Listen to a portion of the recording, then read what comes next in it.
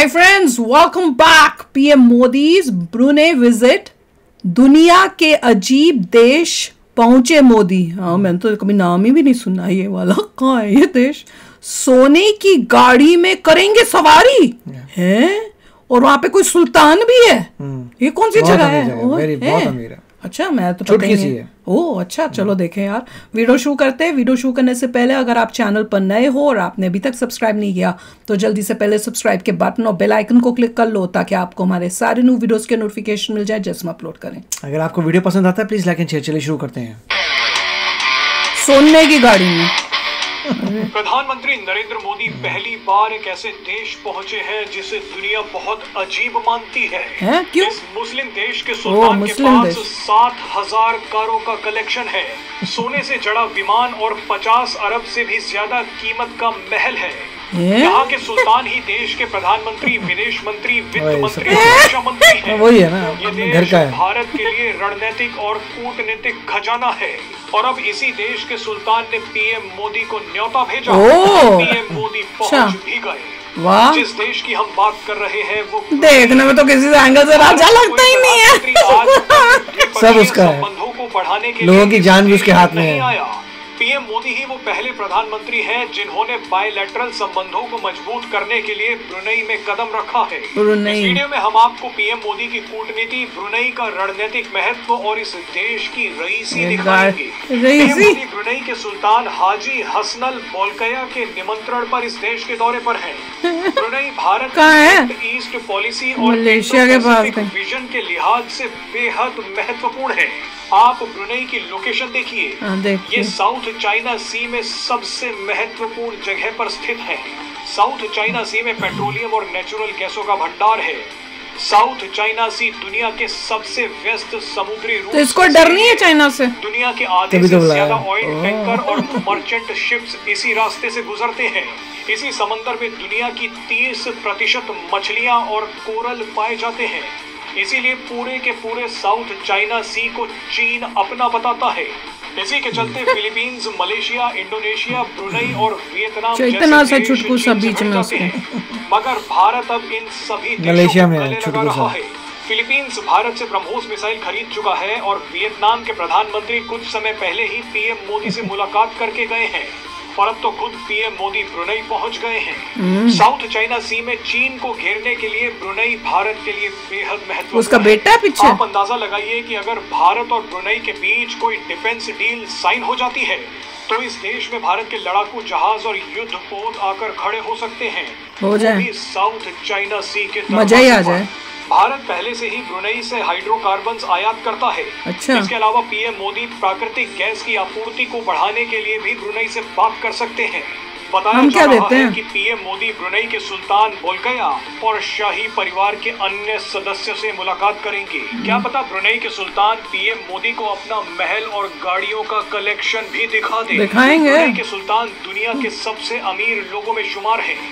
उनका luxury lifestyle अक्सर सुर्खियों में रहता है।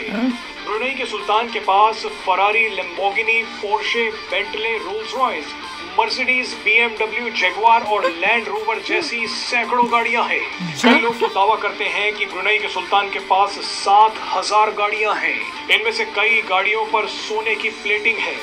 ऐसा दावा किया जाता है कि ब्रुनेई के सुल्तान का महल दुनिया में सबसे बड़ा है। ये महल भी सोने से जड़ा हुआ है। ब्रुनेई के सुल्तान के पास एक प्राइवेट चिड़ियाघर भी है। मजे की बात देखिए कि इस चिड़ियाघर में 30 बंगाल टाइगर्स भी मौजूद हैं। भैया कमाल की न्यूज़ थी। जैसे राजे महाराजे होते थे वैसे। उसी तरह सब कुछ उसके हाथ में है। बिल्कुल। को बंदा पसंद है यूं करेगा, यूं गया बंदा।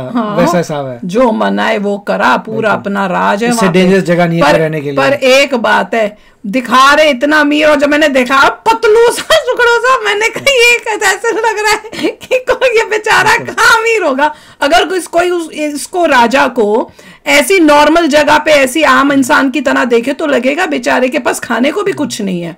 और निकलेगा इतना अमीर, कमाल है। और कह रहे सोने की गाड़ी, सोने का पता नहीं क्या क्या, अपना चिड़ियाघर बना के रखा हुआ है। मैंने कहा भैया तुमको अपना चिड़ियाघर क्यों चाहिए? 4 पोजीशन तो उसकी खुद की थी, मैं ये मिनिस्टर, हाँ, सब कुछ तो वही था, सब कुछ वही, मतलब वही प्राइम मिनिस्टर होगा, वही प्रेसिडेंट होगा, वही फॉरेन मिनिस्टर, वही सब कुछ है। चक्कर है ना कि ऐसी डेंजरस, ये बहुत डेंजरस जगह होती है। यहाँ पे जो भी इंसान है, जो भी उसका प्रजा है, वो उसकी नौकर है, नौकर है, वो तो है। जो बोलेगा वही होगा, नहीं होगा तो उड़वा देगा। जैसे पुराने जमाने में राजा महाराज होते थे कि राजा महाराजा मेन और सारे उसके नौकर। हो सकता है उसके वहाँ पे उसकी प्रजा जो है उसको ऐसे नीचे करती हो, कर रहे थे अभी जो कर रहे थे कि हैंडशेक कर रहे थे। मिनिस्टर जितने भी थे उसके खुद के वो यूं कर रहे थे। वही तो क्या कर रहे, राजा नहीं करेगा तो बोलेगा पुराने जमाने में खत्म, यूं समझ गए ना, यूं करा और वो बंदा गया। उसका मूड खराब है तो मूड खराब है, जेल में डाल दो इसको बस। अगर मैंने बोला ये और तुमने उसको मुझे समझाने की भी कोशिश की तो जेल। ऐसे जगह पे अगर किसी का जन्म हो जाए तो it is very dangerous for them. बच गए हम तो, बच गए।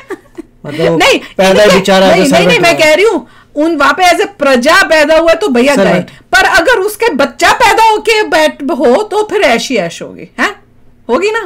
देखिए अल्टीमेटली नेक्स्ट राजा कभी ना कभी तो ये मॉडल गिरेगा ही गिरेगा, क्योंकि लोग वहाँ अपनी जान बचा के वहां से भागेंगे, बचेगा ही नहीं उस शहर में रहने के लिए। वो मुझे सब लोग तो भाग जाएंगे कि भैया यहाँ के कौन रहेगा ऐसे। कौन बता रहा था, ऋषि बता रहा था कि नॉर्थ कोरिया में उसने और भी क्या बता रहा था कि बहुत फेंसिंग बढ़ा दी, क्या बताया था, कुछ बता रहा था, भाग भाग के जा रहे हैं। कोई एक सोल्जर भाग के चला गया और अब वो उस वहां पे और फेंसिंग और पता नहीं क्या बढ़ा रहा है ताकि लोग जो है भाग के नॉर्थ कोरिया से जा ना पाए।